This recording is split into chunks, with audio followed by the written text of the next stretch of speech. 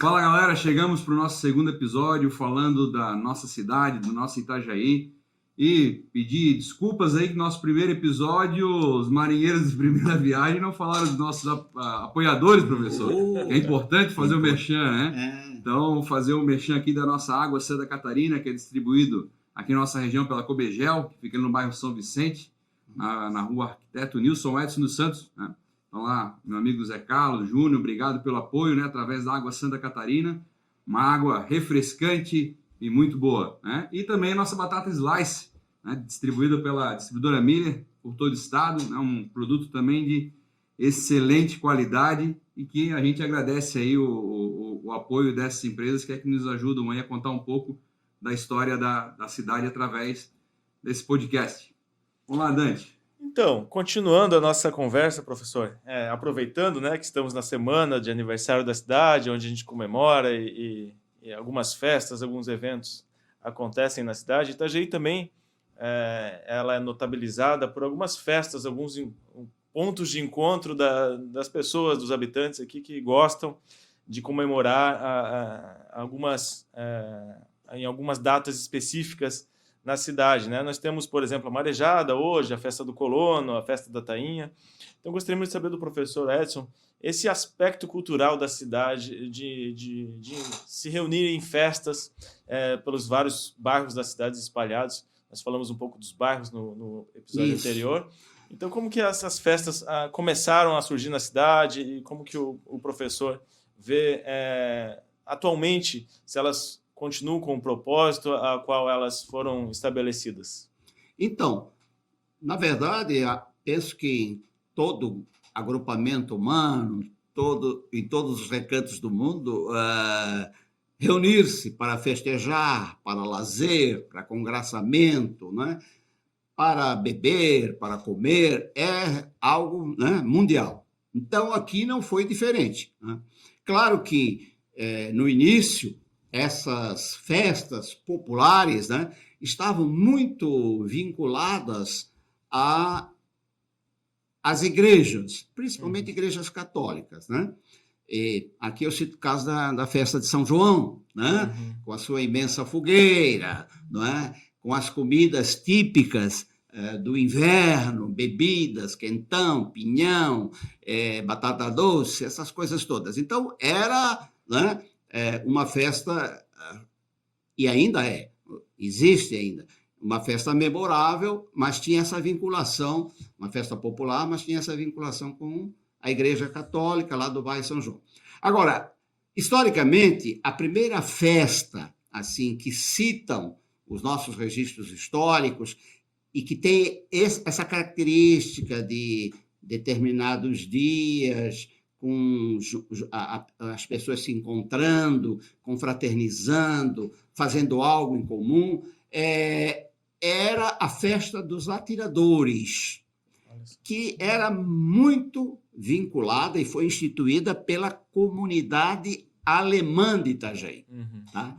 Porque do final do século XIX, tá, até os anos 20, aqui em Itajaí, a presença alemã era significativa, não tanto em número de pessoas, o máximo chegou a umas 900 pessoas, mas eram pessoas de destaque social e destaque econômico. Sim. O comércio tinha uma presença enorme de alemães e as principais casas de exportação e importação com seus navios eram de alemães ou de descendentes de alemães. Então, essa presença é significativa.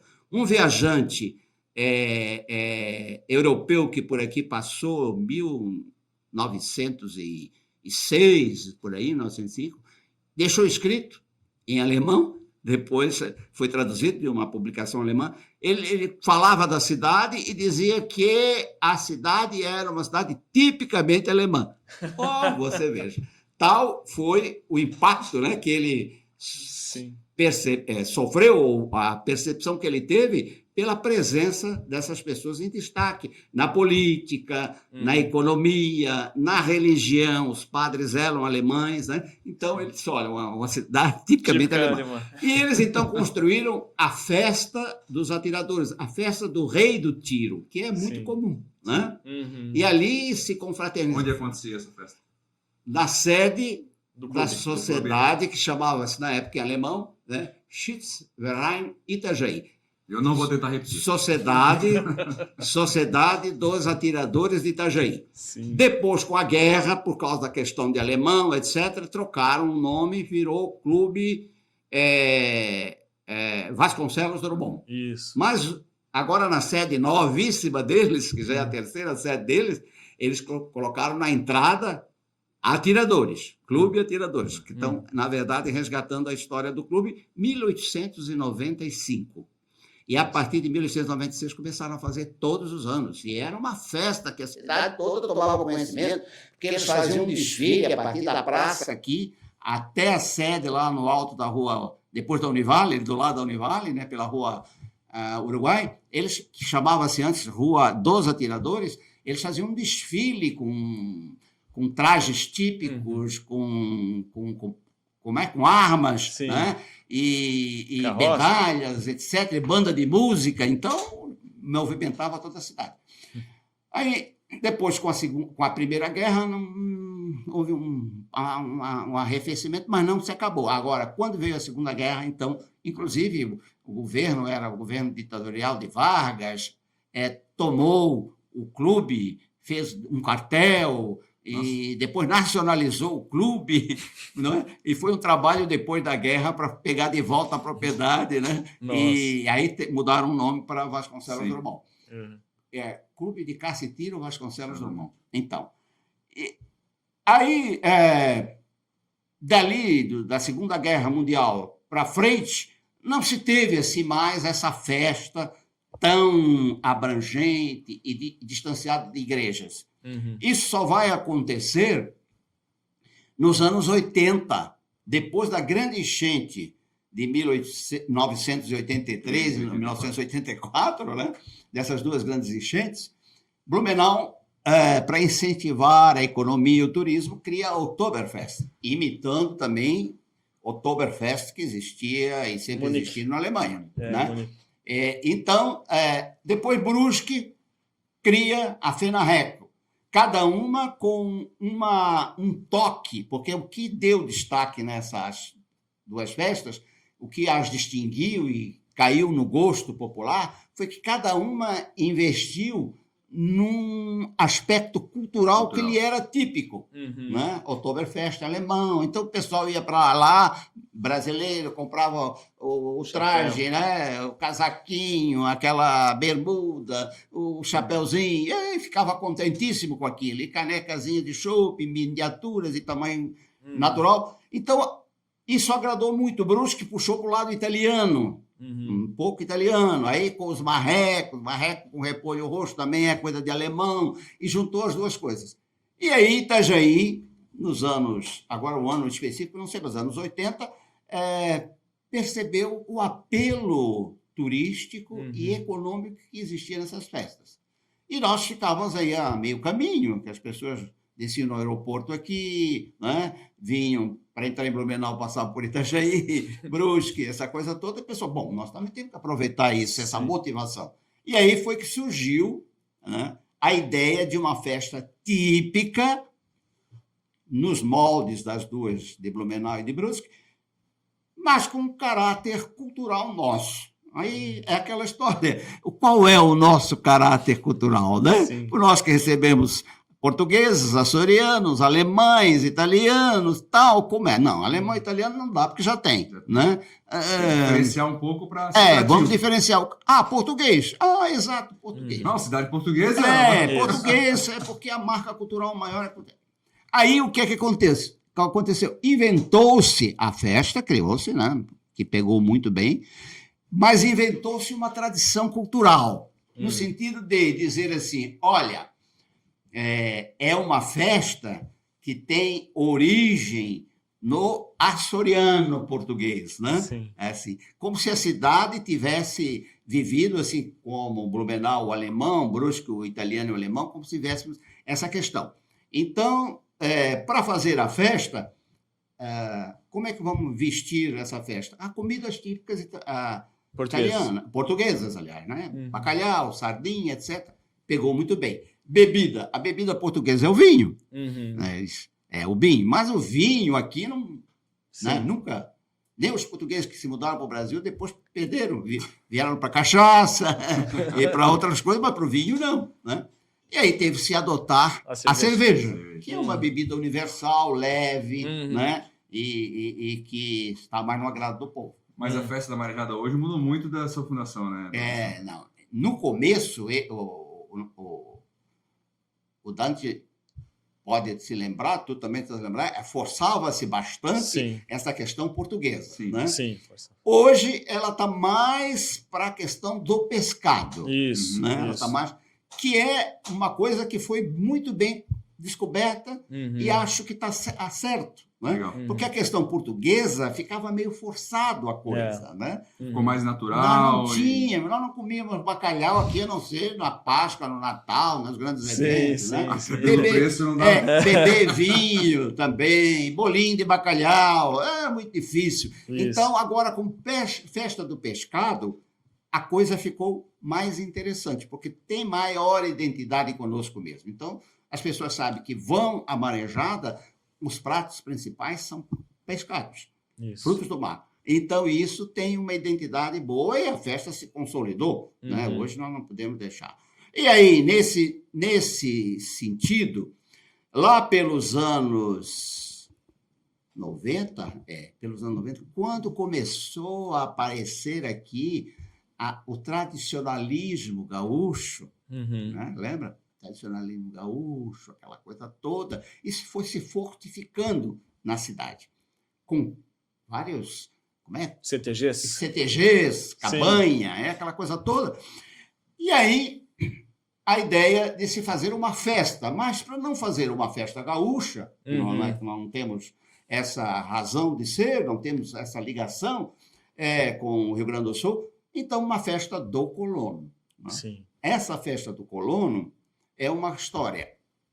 Ela foi apropriada, né, se apropriaram dela os tradicionalistas ou foram os tradicionalistas que levantaram a questão do colono. Então, isso é mais ou menos como o ovo que nasceu primeiro, o ovo ou a galinha. Né? Nunca vai ter uma definição. Mas, na verdade, as duas coisas se casaram. E como a música, a cultura, os sertanejos, né, se tornaram extremamente populares, a festa do colono também adquiriu uma relevância significativa, claro, além de mostrar as coisas do campo, né, do agronegócio, diríamos assim. Né?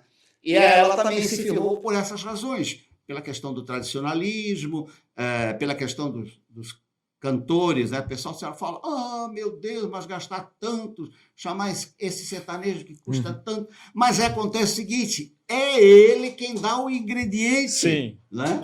Era a mesma coisa que fazer a Oktoberfest sem chopp. Não fazia sentido nenhum. Não tem sentido. Né? Então, porque as Oktoberfest da Alemanha surgem como festa da cerveja, por causa do chopp. Né? Então, é necessário que tenha esses cantores, porque eles é que dão o ingrediente e o tempero. Não é só o tempero, não, né? É o ingrediente mesmo da festa. Legal, professor. Então, a gente ficou sabendo aqui da festa dos atiradores. Pois é, olha, não fazia ideia. Não fazia ideia.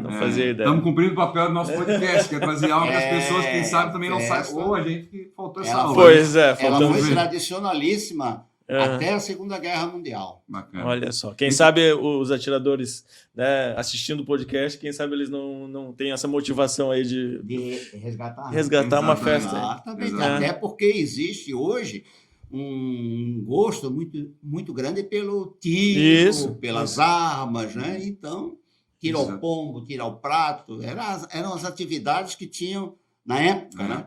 Legal. E aí elegiam o rei, o vice-rei, essa turma toda. Né? A gente vai agora virar um pouquinho a chave, professor, mudar de assunto. O senhor falou um pouco no episódio anterior, né? sobre o porto, algumas situações da exportação da madeira, né, no início da cidade. A cidade lá cresceu, né, à beira do porto, né, à beira do cais, e foi se expandindo.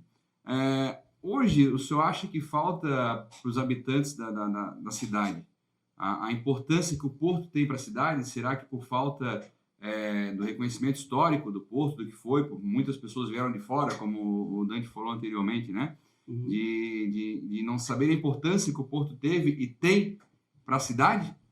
Será que falta um pouco dessa como é que posso dizer? Esse conhecimento, essa informação? Essa informação? Eu concordo contigo. Falta, sim. Falta. Falta para muita gente, inclusive para itajaienses de nascimento, como eu. Embora para mim não me falte, sou estudioso, mas muitos itajaienses têm esse desconhecimento. A cidade nasceu por causa do porto. Não foi o porto por causa da cidade.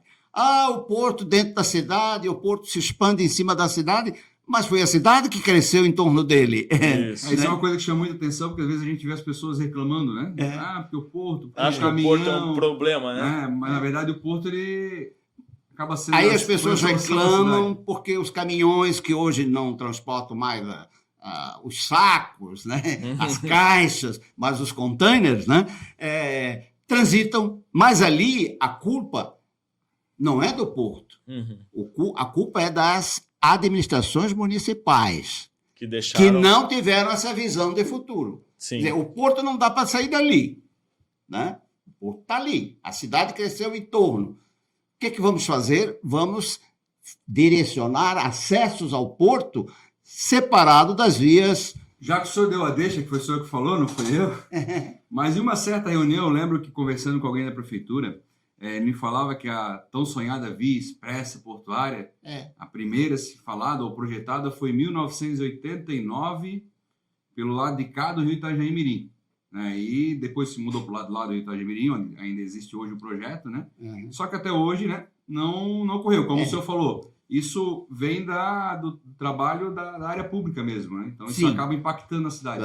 Foram governos que acertaram em muita coisa, mas que, com relação ao acesso ao porto, erraram redondamente. Veja que nós tínhamos um acesso próprio para o porto, que era ferroviário.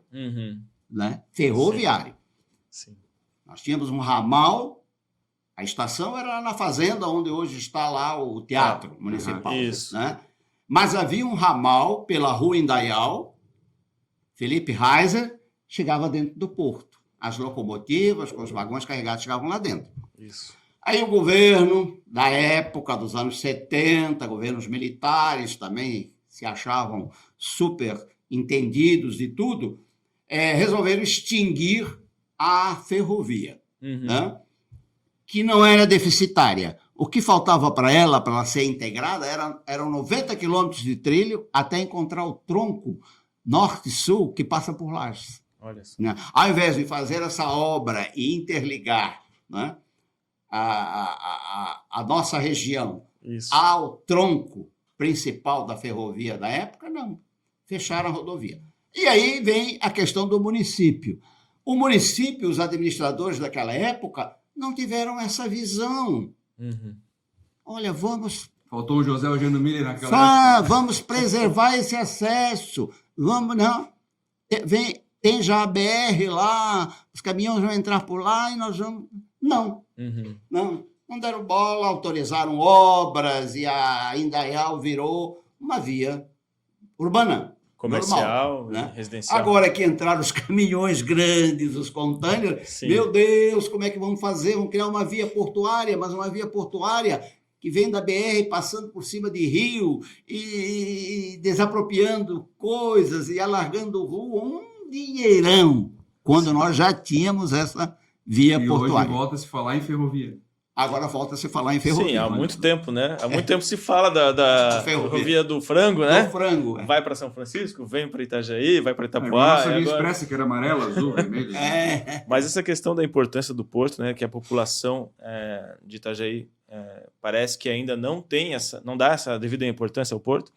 Ela é vista hoje em dia, nós assistimos esse processo do porto, né? De de praticamente o porto está parado Paralisado. e a população parece que ainda não entendeu isso. A gente não vê mobilização das pessoas, nós vemos um político ou outro falando, mas as pessoas mesmo parece que não entenderam a importância econômica do porto, né?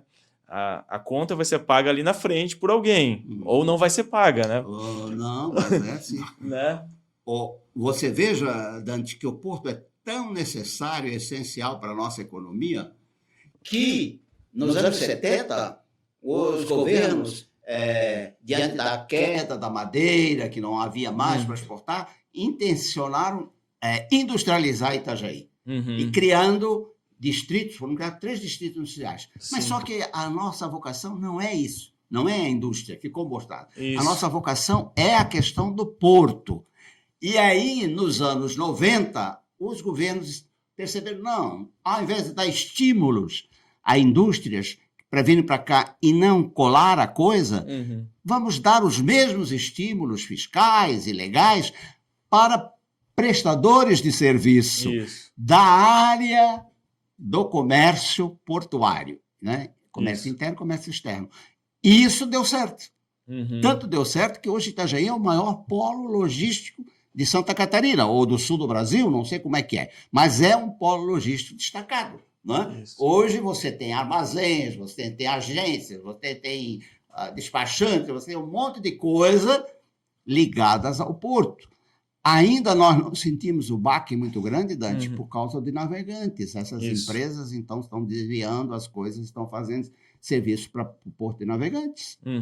Senão, nós estaríamos numa estagnação violenta. Mas existe um segmento da cidade, do município, que já está sentindo isso. Trabalhadores, fornecedores de materiais estão sofrendo, caminhoneiros estão sofrendo mesmo. O próprio trabalhador portuário, né? Então, eu vou fazer uma pergunta para o senhor, mas já até deixar uma observação para quem vai assistir. Quem está gravando esse episódio, né, um tempo antes, a gente vai soltar lá na Semana do Município. Esperamos que até lá tudo se resolva, mas o cenário a gente sabe que é difícil. O Porto vive o pior momento da sua história, você acha? O Porto? Vive o pior momento da sua história? Olha, eu como historiador, né, que faço pesquisa sobre a cidade e vejo falar do Porto desde o final do século XVIII, ainda no Brasil colônia, eu nunca encontrei nenhuma situação em que o Porto estivesse paralisado. Então, não está totalmente paralisado, porque ainda faz algumas descargas ali, embarca algumas coisas. Mas paralisado do jeito por tanto tempo. Havia crise, sim. Na época da exportação da madeira, exportava-se para a Argentina, exportava-se para a Europa, exportava-se para os Estados Unidos, e aí havia, às vezes, crise. Por exemplo, na Argentina, tocava um governo e tal, mas eram coisas pontuais de 30, 60 dias. Como a gente aconteceu no Porto quando na enchente, que você deu mas não, o Porto não parava. Né? Navios estrangeiros vinham, essa coisa toda. Agora, desse modo, não.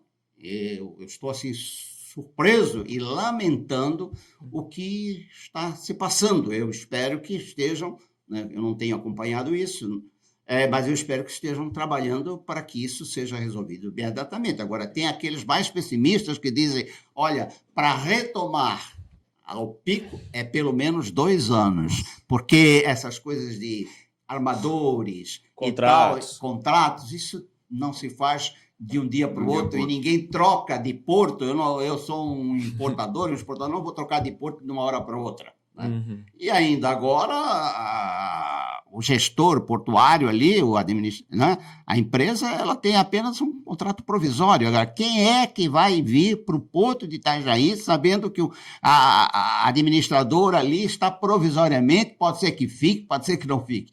Ninguém, né, que importa milhões de dólares, milhares de dólares da China, da Europa, dos Estados Unidos, vai ficar nessa indefinição, né? Ele quer segurança, que a minha carga seja, né, eu mande e seja exportada e eu receba e chega na minha empresa dentro dos prazos e tal. Então, por isso que alguns pessimistas acham que vai demandar 2 anos para se retomar O ritmo de Vamos avanço. tentar ser otimistas, né? A nossa cidade, ela sou. cresceu na beira do cais, né? Ao redor do porto, e foi expandido lá para o sertão, como o senhor falou no primeiro episódio, porque hoje muita base logística da cidade está lá no sertão, onde ninguém ia, né? Ninguém ia. Então, hoje vai muita carga para lá, tem muitos armazéns, então a nossa cidade, ela depende do porto, e a gente realmente espera, né, que esse assunto, né, se resolva de uma forma que seja o melhor para a cidade, né? Sem pensar em A ou B, mas pensar